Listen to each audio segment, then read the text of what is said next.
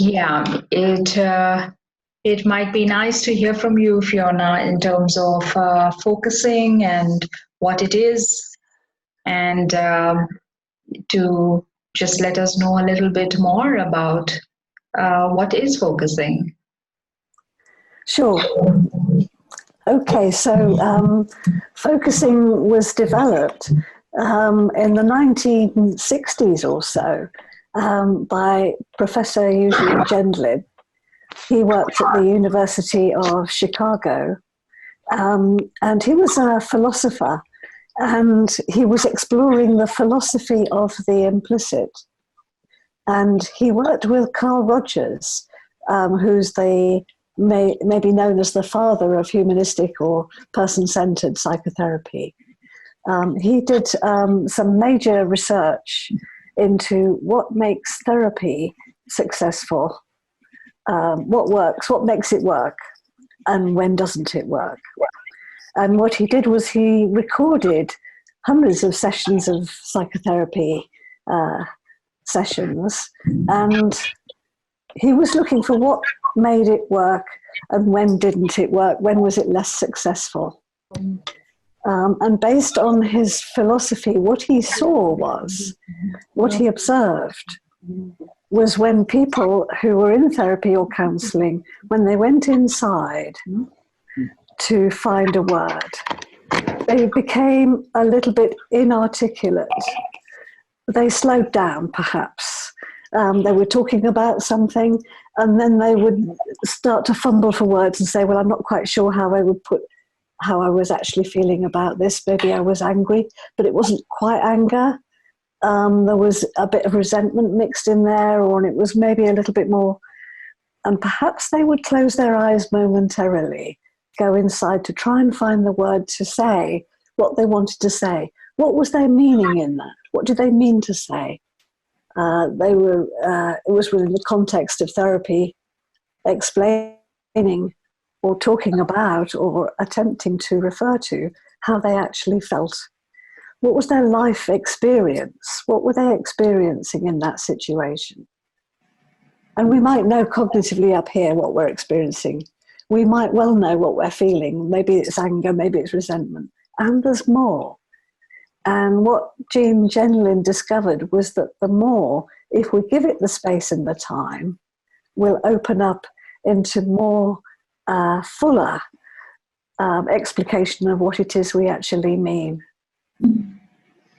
So this was a revelation, and it's since then, in the last 70 years, 60 years, or however long it's been, he's been explicating this, and he wrote this book called Focusing, which is like focusing on something that's unclear.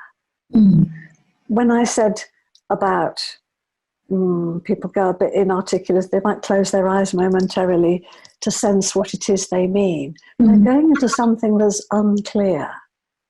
It's more than what we already know about this. We already know the life situation. We already know our thoughts and our feelings. That's it. Yeah. And yet there's more. And this is what he was speaking about, the implicit. What's implied here that I'm just on the edge of awareness about. And so it's like bringing that to the forefront of awareness, to really being able to kind of like see what that is. Yeah. Yes, it is.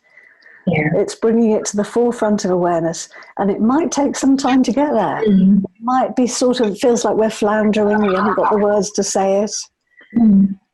And yet, if we wait, it will come to the forefront. It will arise in awareness. Okay.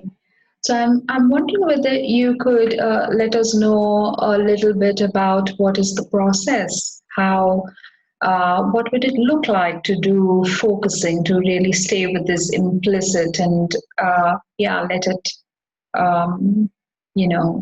let it, yes. So the process, as I was saying, it's a conscious slowing down.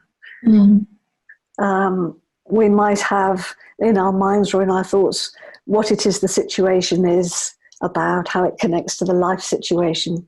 It's helpful to connect in some deeper way to what my life experience is around this. And we might say around this whole thing. It's very broad, and it's more than you could say in words. So, for instance, if you say the whole thing around my work. So if I was to start to tell somebody about my work situation, I could be talking a long time, and I still wouldn't say it all. So if I could say in a few short sentences about my work, just a little synopsis, very busy right now, lots going on, there's this and there's this, and then I would slow down, start to pay attention to how I'm actually experiencing that. So we may notice there's things going on in the body. We talk about the bodily felt sense. What is the sense of the whole thing of this? We might notice body sensations are coming up, like squeezing in my stomach about some anxiety, or an opening in my chest about some excitement. There might be physical responses that are going on in the body. And there's still more. There's something very subtle here. So the process involves a slowing down. We could say it's a pause, a slow. Just noticing what comes there. And a waiting. There's a kind of allowing more to come, waiting to see what arises. It's like being a still pool and waiting for the little bubbles to come up. And more does come. If we're quiet, if we wait, more comes. Oh, there's that. Okay, so, and something shifts. So more awareness arises, more insight, more understanding, and also physical shifts in the body. There may be a release, an out-breath. Feels so much better now. The shoulders might drop, or there's an easing of tension somewhere. And this is brought about not only through a pause and a slowing down, but also a very kind and gentle attitude towards what's coming.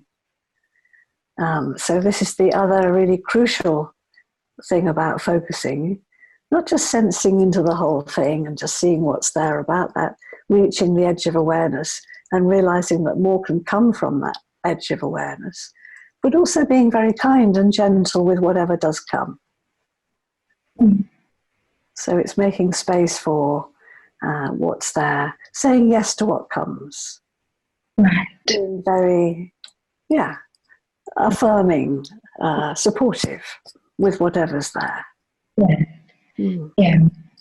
I'm also wondering whether you could say a little bit about your own journey with focusing, and how anything that you want to share about that, the inside kind of view of not just for yourself, but also supporting others, and what you find fascinating about this. Yes, thank you. Yes. Well, I first came across it in 1990, and it was through a friend of mine. And I was doing a lot of traveling around the world. I was teaching dance and meditation, and it was a wonderful thing to do, but I was getting overstressed. I didn't have enough support. I wasn't earning very much money. I didn't have emotional support for quite big transformational work that I was doing with people. I wasn't a therapist, and I didn't understand about supervision and support for my work. And so I got to a place where I actually sort of burnt out, really, and said, I need to stop doing this. And a friend of mine said, well, try focusing, it could help. So that's how I got started. I did this class. I was in a bit of a state. I couldn't really take it on board at the time. And it was about a year later, and friends invited me into their practice group to do swap sessions. And this is what I love about it. Once you've learnt it, you've got it.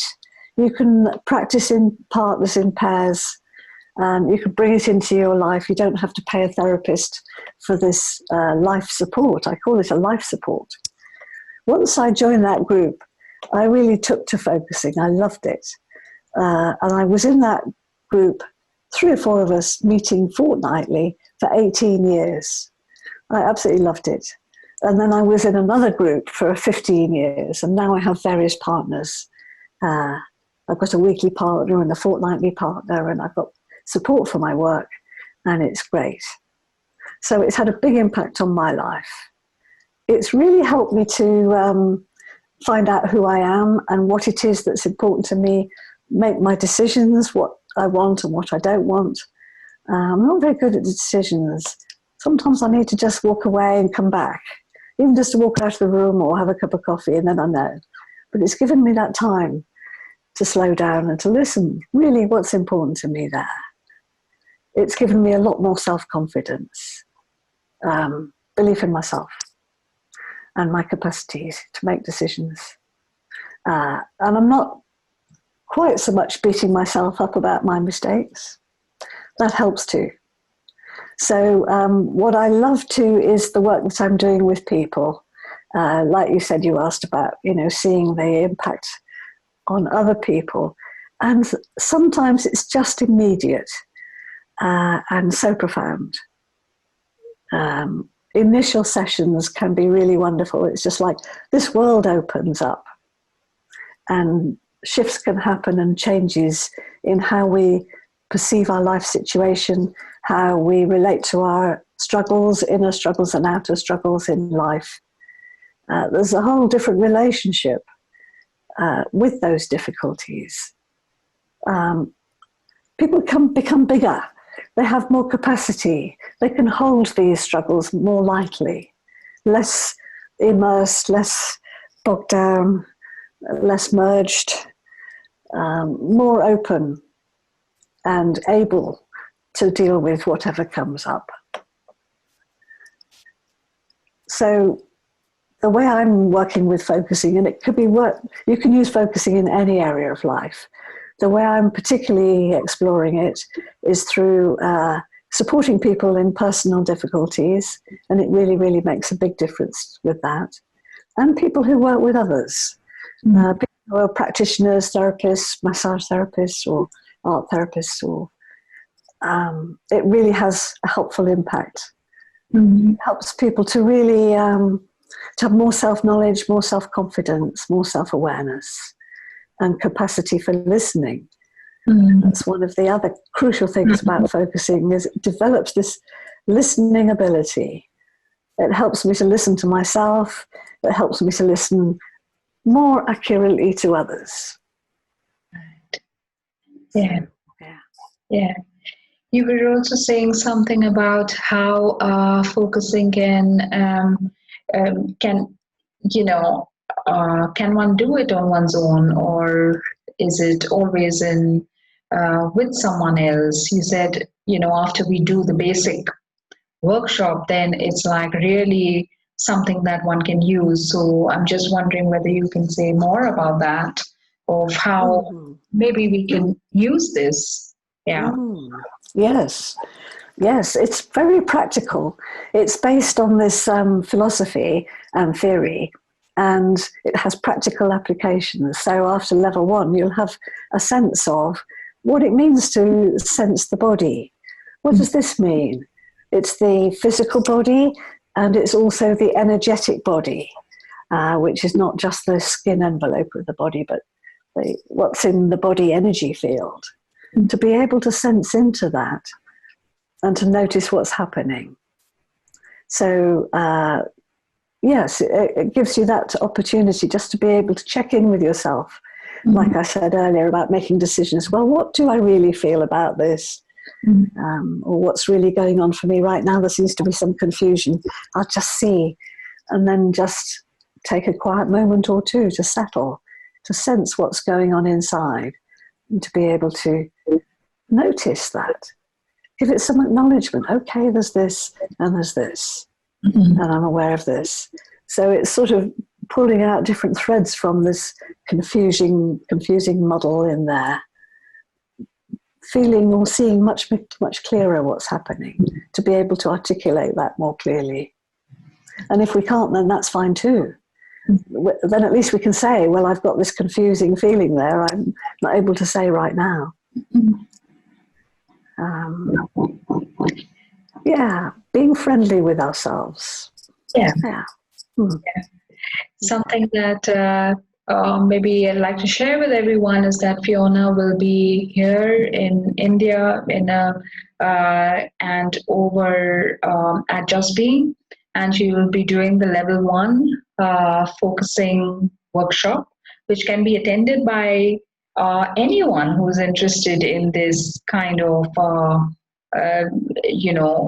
inner listening or this being friendly to oneself, or getting to know these things on the edge of our awareness. And she's been coming. I think this is the 3rd year, right, Fiona? And Yes. Yeah. it's always a pleasure to kind of have you. Yeah. Thank you. I'm just wondering if there are questions that anyone has for Fiona. Maybe we could open that up a bit. And then if not, then there are many more questions that we could explore. But I'm just wondering if anyone has a question for Fiona or wants to explore some aspect of focusing or what it is. Could I ask one? Yeah, sure. Yeah. Hi, Fiona. Hello, Ripple. Hello. So past couple of weeks, I've had the opportunity to take some focusing sessions from one of your assistants, Lucy. And while they've been really powerful, one of the questions that came up when I'd asked her and she tried to explain was around, like, what difference would it make to be in the same physical space when we are offering each other the focusing session, as opposed to a virtual session. And then the term she used was transference. Yeah, something around transference.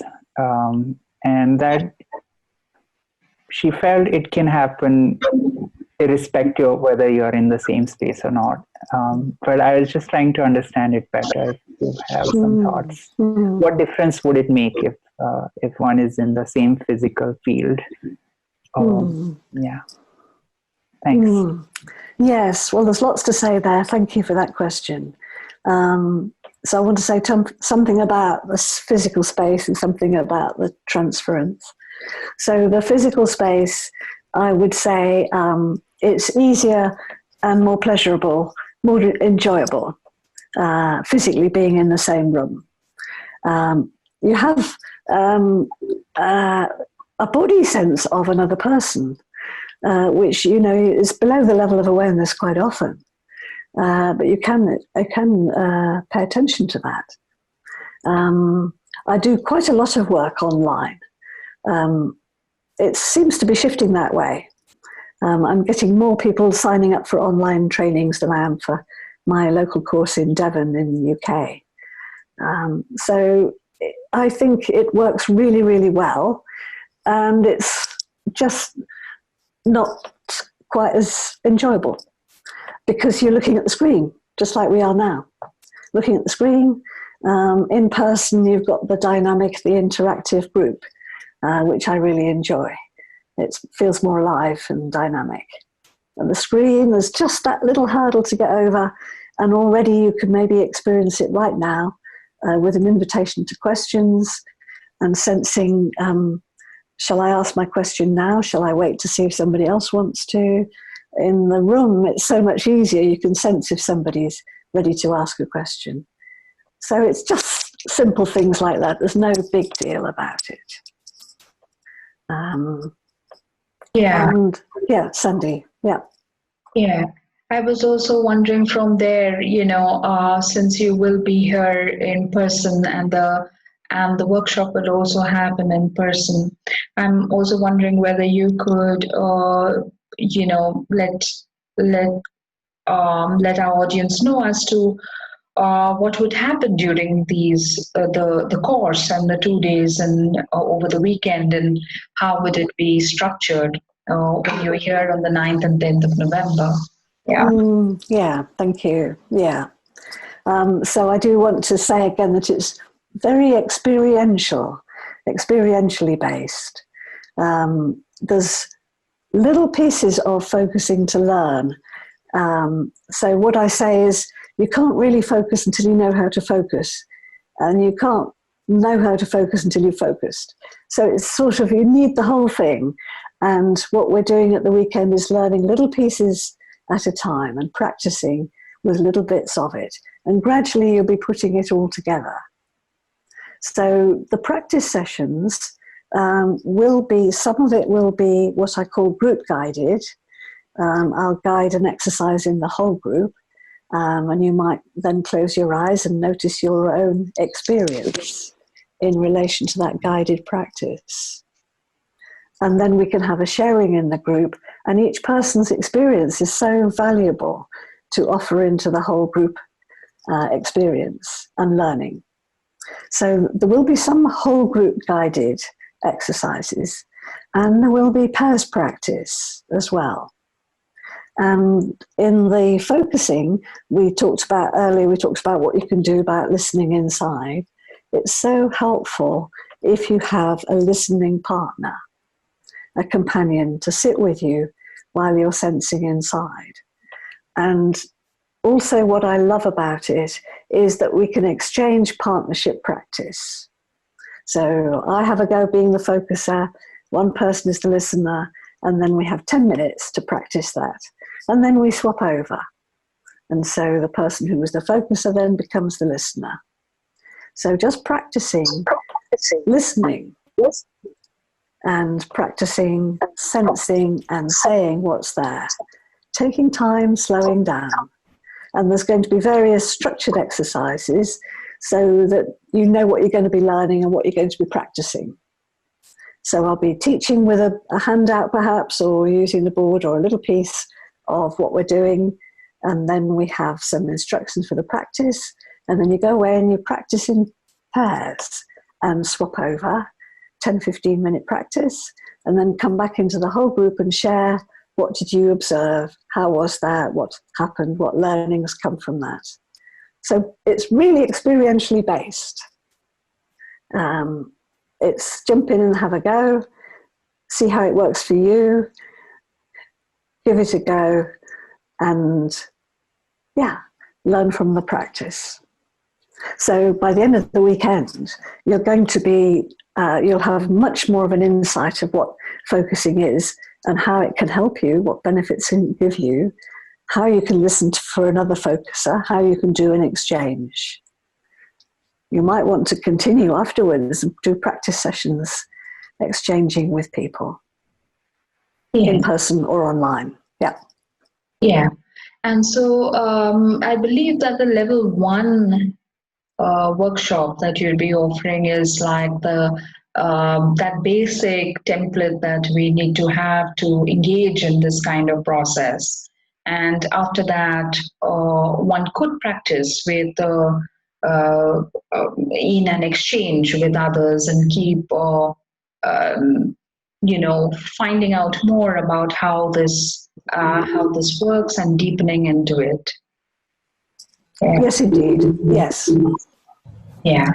You can continue with the practice and continue deepening into it. That's right. Yeah. I'm also wondering, Fiona, for people new, even to this way of relating to oneself, and I'm wondering if you could also share some of the benefits of engaging in a practice like focusing, and what would that look like for a variety of people? It's probably not the same for everyone, but how does it look like? Thank you. Yes, a number of different benefits.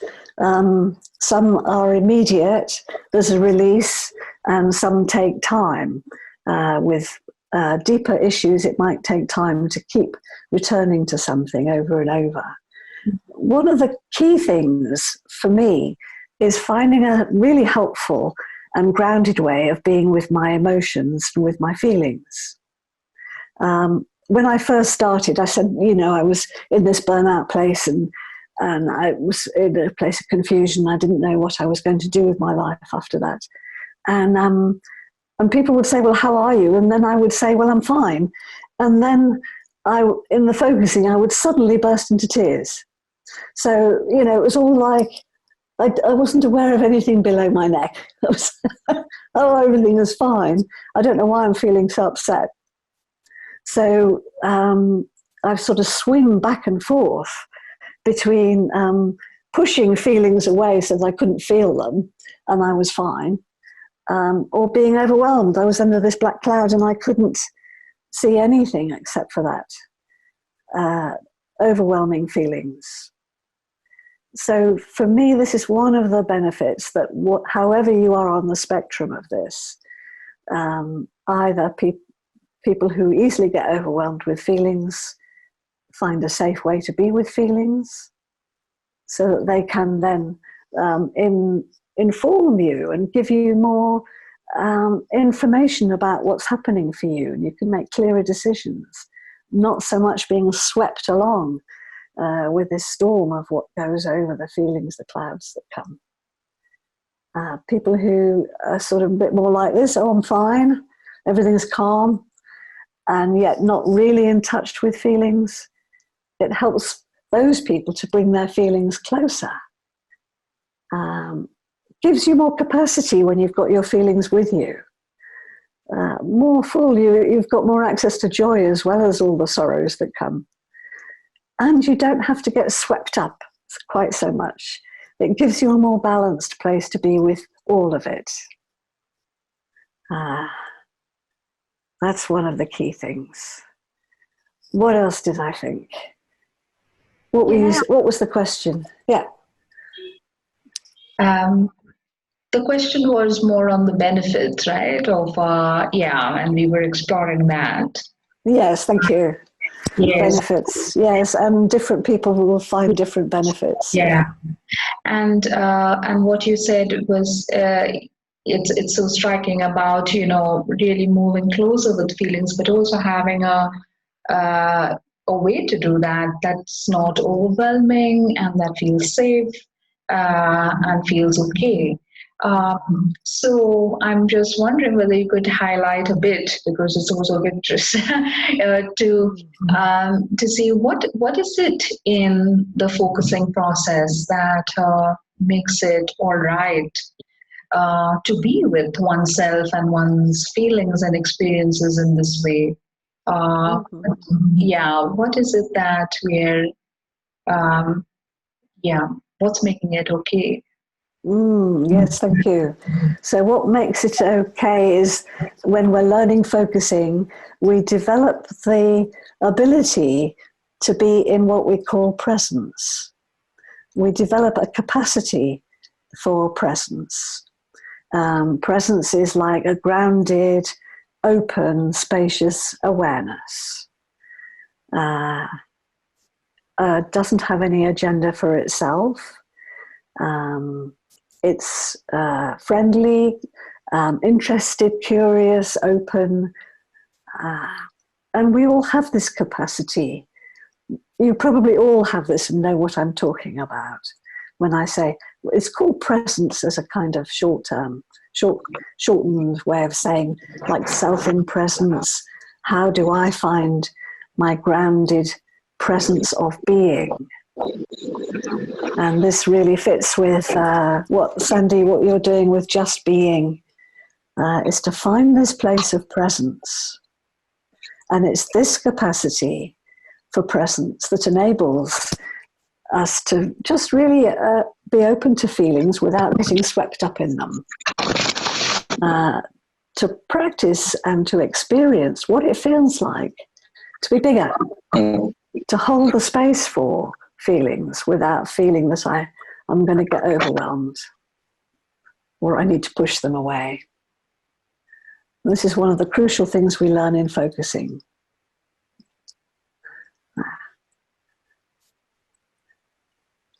Any questions or responses? Yes.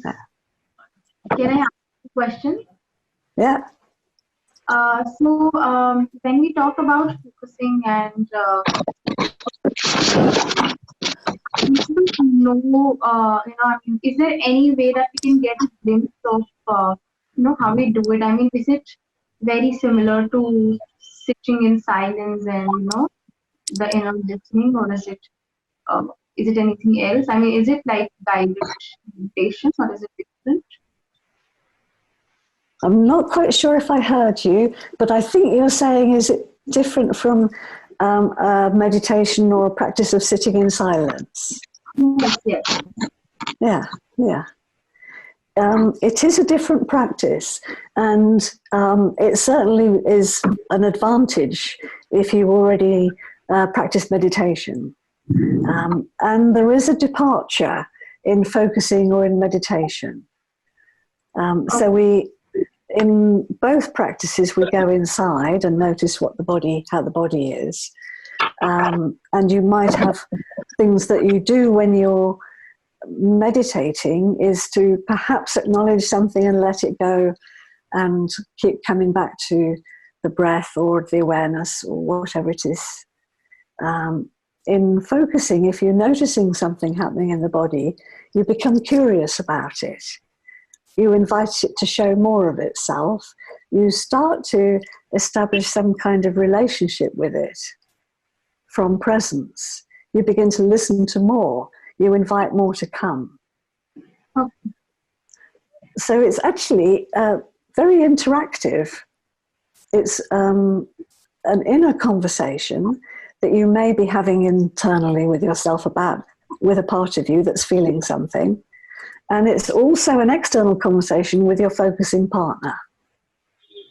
So you're saying what's happening on the inside, you say it to your partner, and you hear that back, those words. And that takes you further. It helps you to go further with it. So it's also a right brain, left brain interactive process. So the right brain is maybe non-verbal, has body expressiveness and body awareness. And then language, how does the language come from the body and gets translated into words? So it's like with meditation, you drop down into a deep place of stillness. In focusing, you drop down to a certain level and you stay there. You stay in this interactive space where you can be aware of what's happening in the body, but you can also interact with it and interact with your focusing partner.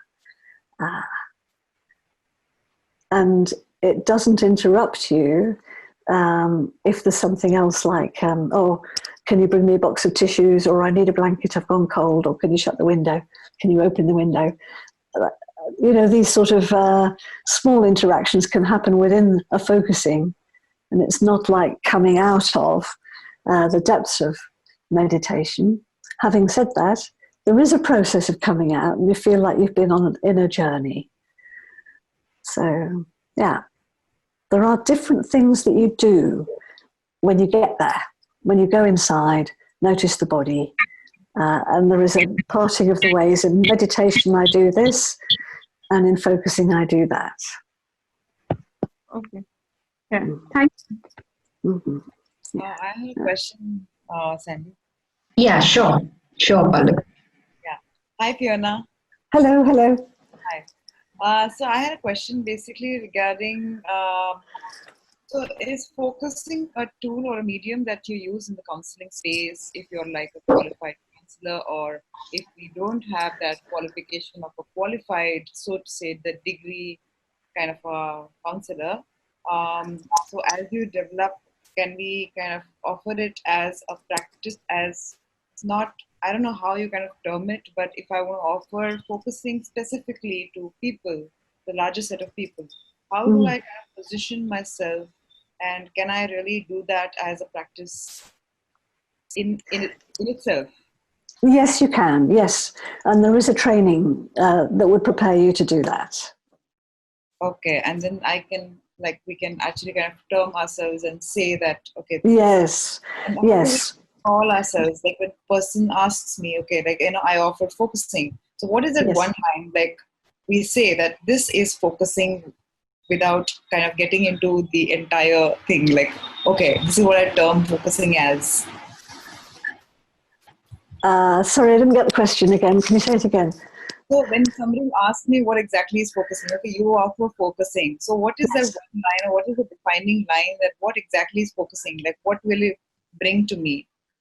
Like, what is that one line offering to people who don't know anything about focusing? Okay.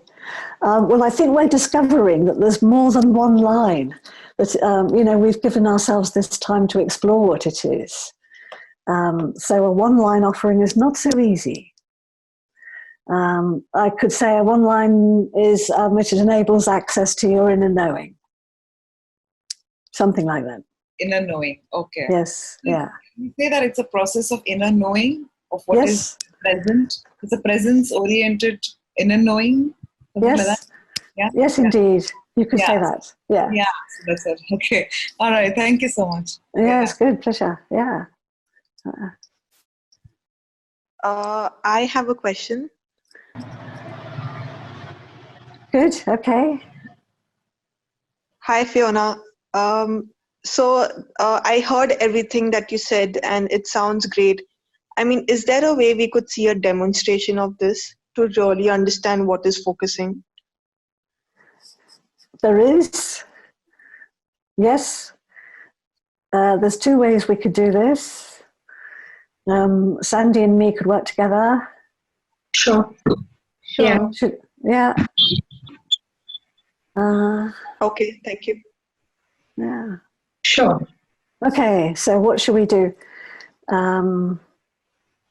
Shall I focus? Or you could focus? No, you good. Yeah, this is not a guiding, right? It's a self-focusing thing. Yeah. It's a self-focusing, yes. Right. Yeah. So either way, Fiona, I can focus, you can accompany, or either way, whatever you think will suit best. I'm good. Thank you very much. So I'm in the same place too. So I'll just sense. Yeah. Well, I could focus. Shall I focus? Sure. And you be my companion. Sure. And if you could reflect back what I say. Yes. And we could do, should we do 7 minutes? Sure. And then you let me know 7 minutes, and then maybe I'll take another 2 or 3 to finish off. Yes. Yeah, I can do that. Yeah. Thank you. Yeah. And I'll just take a moment. I'll tell everybody what I'm going to do then. I'm going to take a moment to sense my body. I might be quiet for a moment or two. And then I'll say what's coming, what's there. And I'm going to ask Sandy to say that back to me. And then I will probably also say what I'm going to do. And I don't need to hear that back from Sandy, what I'm doing next.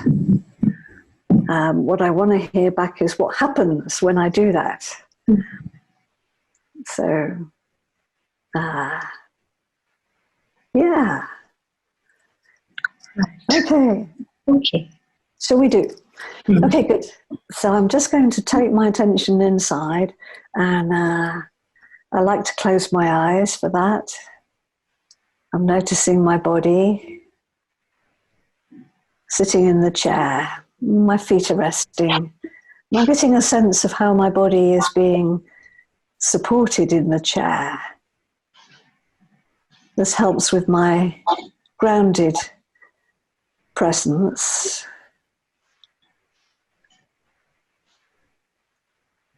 Just settling, and I'm noticing my shoulders, my back, my head and my face. And then I'm sensing into my throat area and my chest, my stomach and my belly, that whole inner core area, just sensing there. that sensitive area there, and just saying hello to whatever comes, making an open space, whatever wants to come.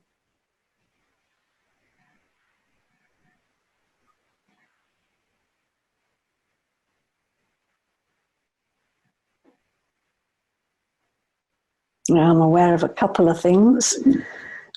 So what's there is a feeling in my stomach, a little bit of tightening there in my stomach.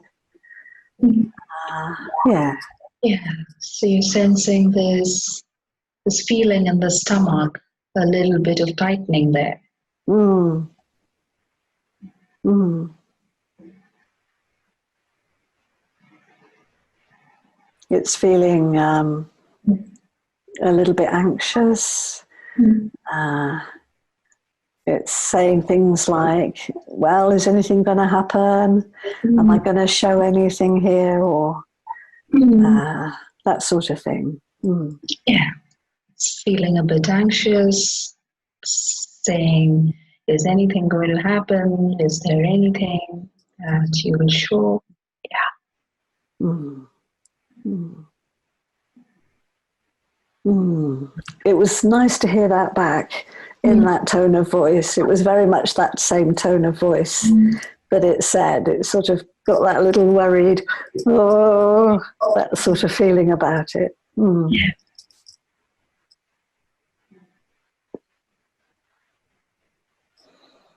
Mm. Yeah, I'm acknowledging it there. Mm.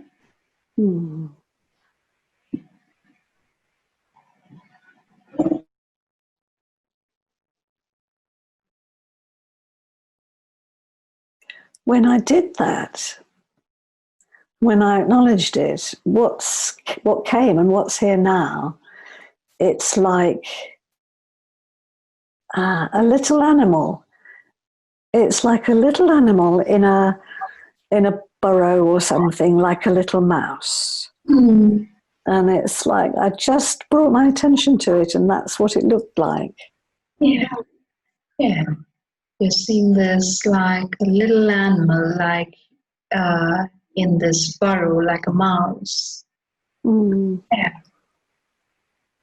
Yeah, that's touching me really, because I've got my hands now. I've got one hand underneath it and one hand sort of almost cupping it over the top in its burrow.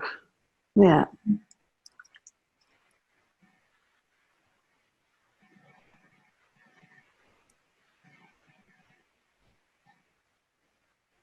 I'm just saying hello to the little mouse.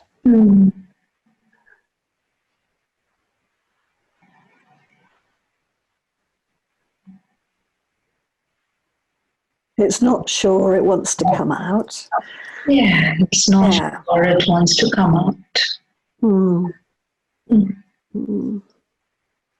It also likes this kind of contact. I'm in touch with it. I've got contact with it. And it likes that. Yeah. It feels kind of maybe reassured somehow. I'm not going to drag it out. Yeah. Yeah, it's letting you know that it likes this contact. It's reassuring somehow. Something like that. Yeah. Yeah, and that you're not going to drag it out. Yes, it doesn't want that. Yes, it doesn't want that. Yeah.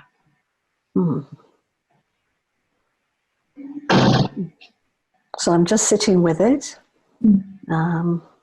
just as it is. I'm waiting to see if it wants to let me know anything more. Or is there something else that wants attention? I'm just checking with it if that feels like it's okay there.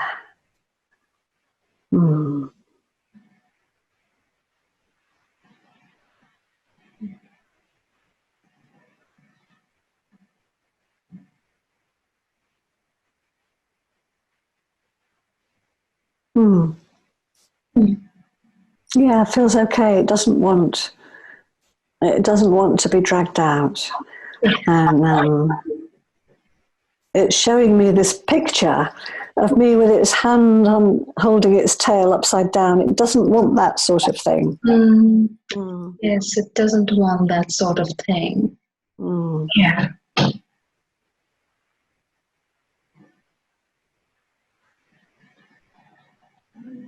Yes, I'm letting it know I hear it.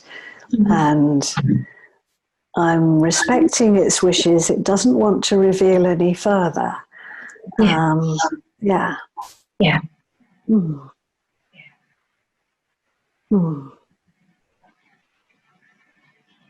just seeing if there's anything more that wants to come right now.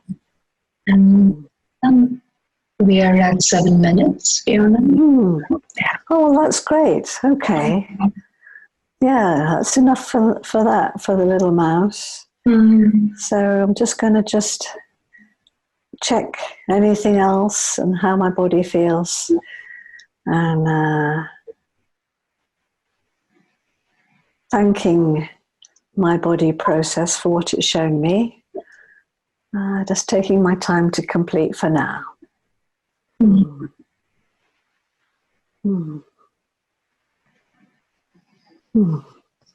Okay.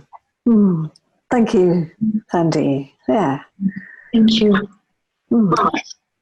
Right. Yeah.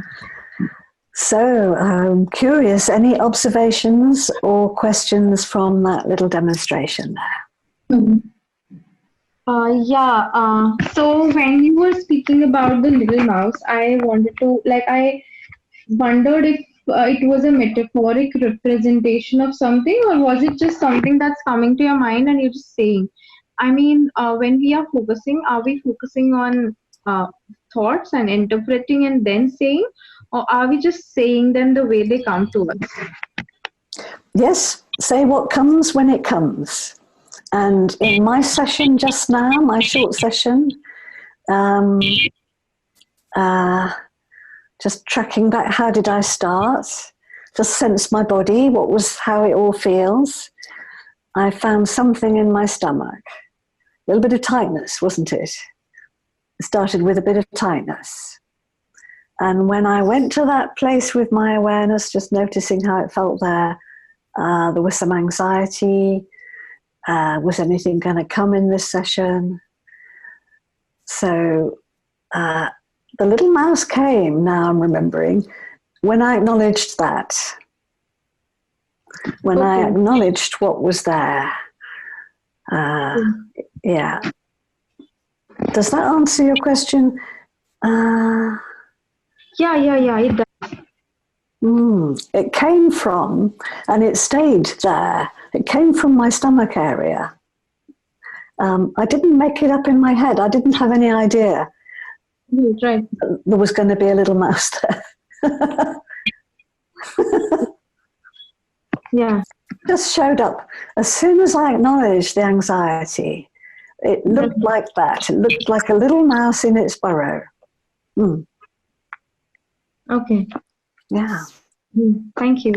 Okay. Yeah. So, Fiona, taking from what you said, just want to kind of reconfirm what you said. So it was basically like the sensation of a mouse being there, like that anxiety, or did it come like a visualization or image in your mind, like a metaphor? Both, I think. This is what I was saying earlier on. I was trying to explain focusing, and I was saying about right brain, left brain. How does the body verbalize? Quite often images or metaphors. So it came from that body sense. I wasn't thinking in my head, how would I describe what it feels there? I went down there with my attention. I acknowledged the anxiety there, and immediately it was like a little mouse in its burrow. And I had my hands, I mean, you didn't see where my hands were. I had my hands cupping round like that. And my hands were there, and the little mouse was there. So, yeah. So, and it was like a metaphor. There was a metaphor, there was a visual, there was the body experience of that. My hands were doing that. So there was a whole thing. Okay. I had the life connection, the situation with the demonstration. So it was all of it. Okay. Okay. Yeah, that's what I wanted to know. It's like a combination of all that. Yeah. Yeah, that's right. Yeah. Thank you. Also, one more thing that I noticed that when you actually kind of, we don't have to repeat or restate everything that the client says, right? Like when you did that, it didn't like that holding of the tail. And I noticed that Sandy didn't exactly restate that sentence. Like, oh, you don't like the holding of the tail. So she paused and she took some part of it. And sometimes what happens is we overstate at times and we don't really need to do it. So the balance between overstating and what to say. Yes, indeed. Yeah. And this is, you start to learn this on level 1 focusing. You learn how to say back and the balance of how much to say back and when to say very little and when to say what's exactly there. Yeah. All right. Yeah, and you learn more about that. We call it level 1 weekend. I'll just briefly say this is level 1 out of 5 levels. And 5 levels are the foundation course. And from there you can go on to do professional training. So I'll just put that in context. Yes. So foundation course will be for ourselves, and when we go to the professional level, only then we can practice it with the clients. Yes. Yes. Okay. So it's based on learn it for yourself, get it in your bones, get the practice familiar to you so that you can then start to work with other people. Yes. Fiona, in your process, I think also what got highlighted from what you said was this whole process of acknowledging and just that, brought in this image and, it kind of like moved, or this was a little bit more that was, that you got in touch with. And I'm also wondering that, that we are learning focusing, like especially in level 1 and all the levels, the foundation course, of how to come into this space of like really acknowledging, waiting, being with. And I'm wondering if you could say something about how it develops maybe our capacity for empathy and compassion, because some of us here might be in in the mental health profession. And so just to bring in that link of really learning it, having it in your bones, and how that can be helpful. Yeah. Yes, thank you for saying that. Yes. So this practice of learning to focus and learning to be a focusing partner and companion develops this compassion and empathy. Not only for our own, what we're being with inside, but also for what somebody else is being with inside. And we do that through presence, grounded presence and awareness, being friendly with whatever comes, just practicing that, and being curious and open, interested, being non-judgmental. Yeah.